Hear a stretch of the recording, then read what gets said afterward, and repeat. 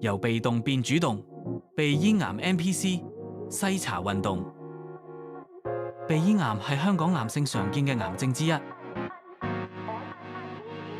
如果你有流鼻血、耳鳴、頸部腫塊、頭痛等，就要特別留意，及早檢查。鼻咽癌初期症狀輕微，等你察覺時可能已經係後期。40歲以上男士有家族病史，即使冇症狀，亦建議去做篩查。早一步檢查，存活率可以由40%提升到90%。只需要抽血就可以做 EBV DNA 測試，簡單又安全。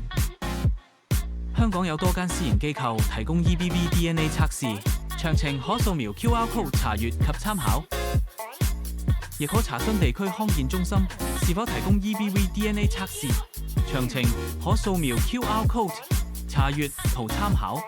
呢場運動唔止係醫療機構推動，社區都一齊參與，一齊守護健康。呢個唔只係影片，係可以改變嘅機會。為咗家人朋友，立即行動分享信息，拯救更多生命。你嘅分享可能救到一條生命。Follow 我哋，以獲得最新資訊。想知多啲，請瀏覽政府健康資訊平台。